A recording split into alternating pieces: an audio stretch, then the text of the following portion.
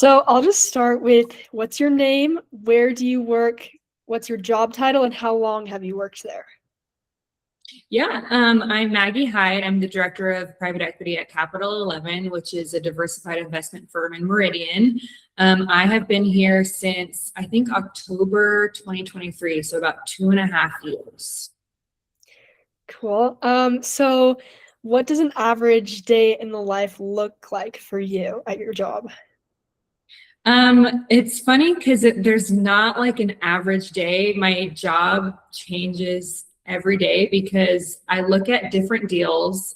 So we invest in companies, and some days I spend a lot of time listening to pitches, talking to founders and business owners, and learning about their business and like what they're raising.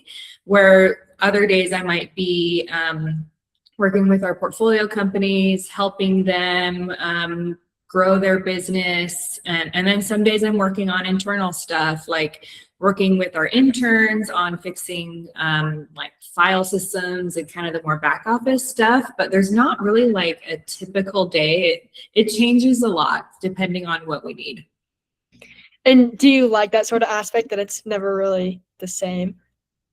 Yeah, I don't think I could have a job where I'm doing the same thing every day. Like I just can't imagine coming and sitting down and just like repeating like Groundhog Day. I really like having something different. I think that keeps it interesting, and I'm always learning something new, whether that's like something about a new industry that I've never looked at, a new product, a new service. So I love it. That's probably my favorite part of my job. That's awesome. Um, when did you first know that you were interested in this sort of thing, or is this like where you expected to end up originally, or like how did that all play out?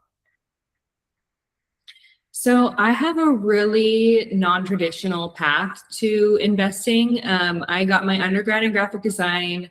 I had always been like creative. Like in high school, I took a graphic design class, and this was like way back when there's no AI. We had to learn how to code and like build websites, and we were using programs to like go from hand-drawn designs to like digitizing it. And so I got my undergrad in graphic design. I graduated and worked a few years as a designer in DC. And then we moved to Texas, and I started my own company offering like graphic design and marketing services. And I did that while I had my kids. And did that for like 5 years. And then my husband got a job offer in Boise. And so we had to move, and I had to decide, like, am I going to keep doing this?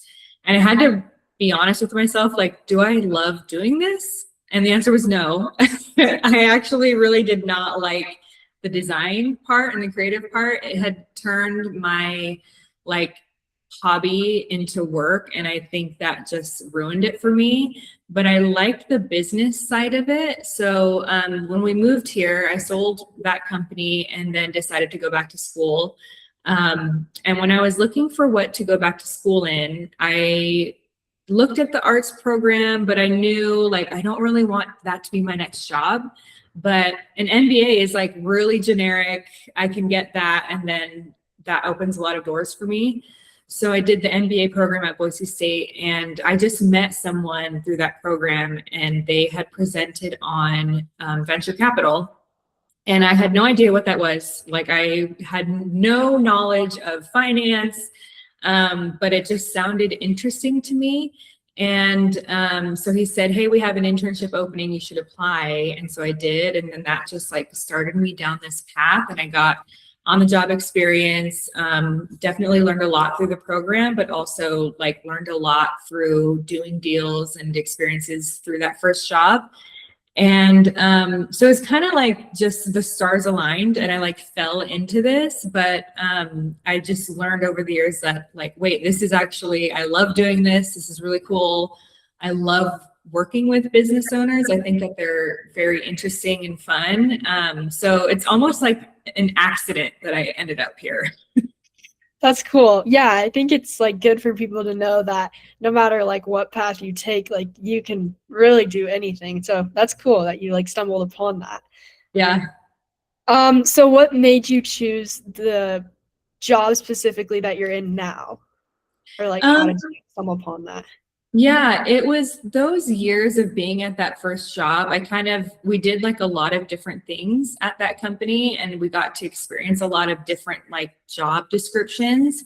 And so just by like trying to do different things, I learned like, oh, I like doing the deal and the structuring side, but not so much the marketing side. I like this aspect, not that aspect. I really like the finance side and the analysis side, which is something that I never would have figured out if I never like just took the leap and tried to do these things. So it's definitely like a trial and error kind of thing, just like trying stuff and trying to learn how to do things and learning like what do I actually like to do versus what do I have to do? Yeah. What advice would you give to someone interested in doing what you're sort of doing now? I think networking is probably the most powerful thing you can do for your career. Relationships and meeting people, you just never know what will lead to something in the future. And like knowing people will and learning about their backgrounds will like expand your knowledge. And you never know what opportunities can arise out of a meeting. You know, it could take months, it could take years. And I think that's also another great part of my job is just like I get to meet new people. I meet probably a handful of new people every week.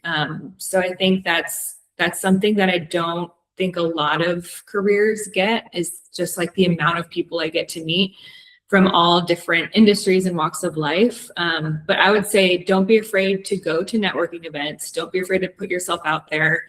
And most people it's intimidating to go to networking events and like walk into a room where you don't know anyone, but most people feel the same way. So I think just recognizing that a lot of people just are friendly. Like a lot of people like to meet new people and just being a warm person goes really far. Um, what is your favorite thing about your job? I know you've mentioned some things, but like what would you say is the Yeah. I think the people part, like just meeting, I've met like some really, really interesting people that have like climbed mountains in Nepal and, you know, traveled around the globe and have given back to communities around the world. And then you meet, you know, a random farmer in southern Idaho that has built like $1 million empire selling random fertilizers and they're just hanging out in southern Idaho and they've never left their hometown. So it's cool like the stories that I get to hear and like I said earlier, I love working with business owners and founders. I think they're like an interesting type of person.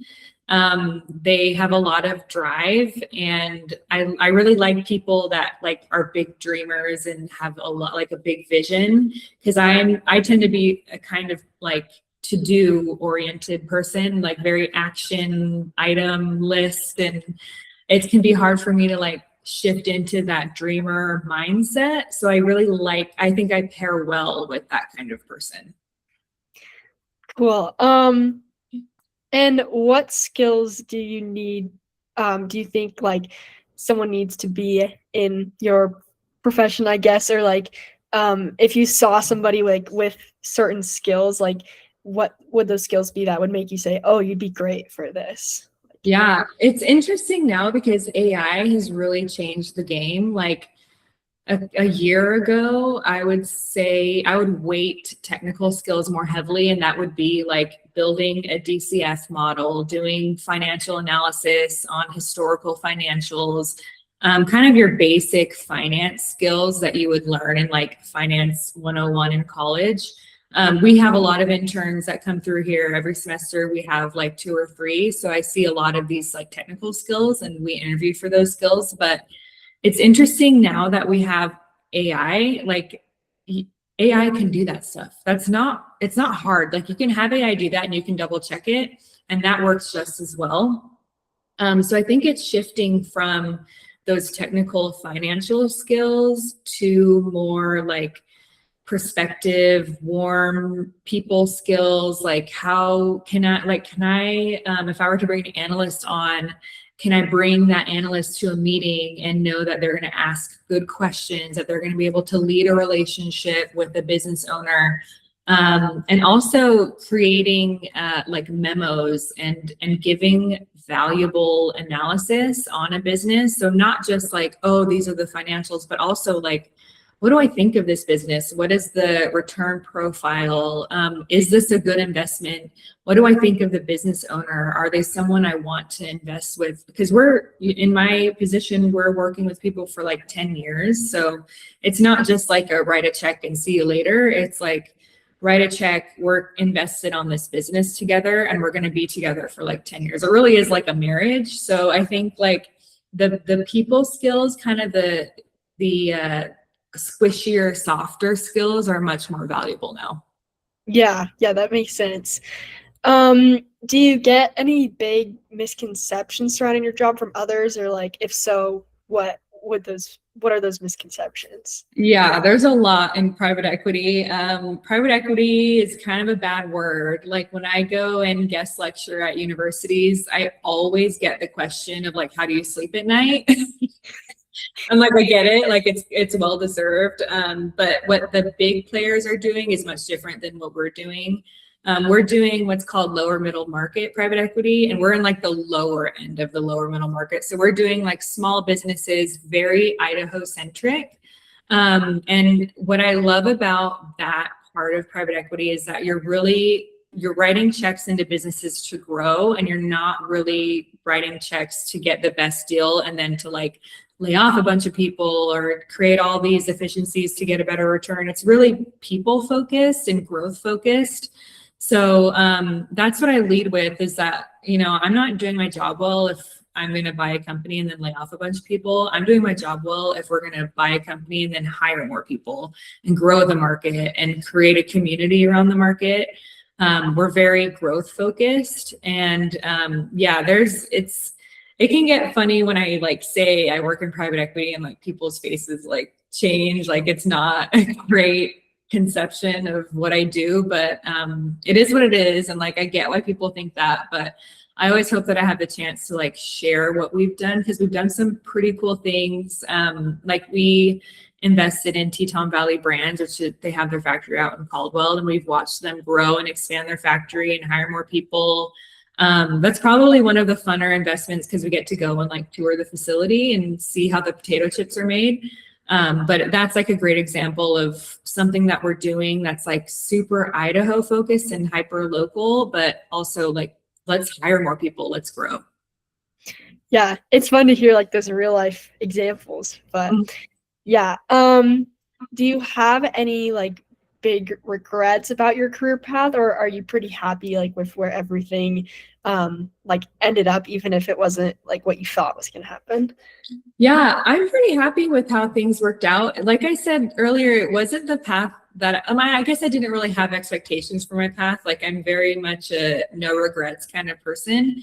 I guess in my field, there's always the FOMO. Like if you miss out on a deal, if you said no to a deal and it ended up being huge, there's always some of those. Like there are deals that I wish I would have gone in on that we didn't.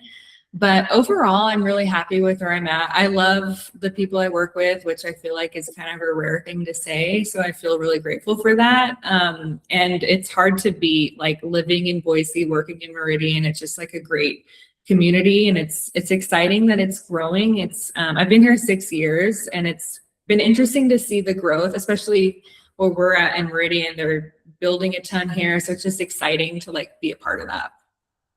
Cool. And lastly, what's your biggest piece of advice that you give to like a high school girl looking for what to do next, or like trying to find her passion or whatever? Or like what's one thing you wish somebody told you when you were in high school? Yeah, that's a good question. It's hard because that was so long ago for me. But I think don't be afraid to try new things. Like you might have some assumptions about things that you should do and shouldn't do, but I feel like I was likely to be raised in a household where like my mom taught me like you can do whatever you want. Like if you want to do something, you can figure out how to do it. And so I wish that like all girls heard that and knew that. especially nowadays, like with AI, with all the information at our fingertips, like you can learn how to do anything. Like I'm almost virtually anything. The amount of education that's out there these days, you can go on AI and just like ask it how to teach you how to do anything, and you can learn how to do it. So I'd say learn as much as you can. Try as many things as you can. Enjoy being a teenager. Like I feel like I had to have it all figured out. But I pivoted at 30. Like I thought I knew what I wanted to do as a teenager, and I went to college and I got a degree and had a career in that, and then decided I want to change it up. So it's never too late to do that. Don't feel like you're cemented into anything, and just try as many things as possible.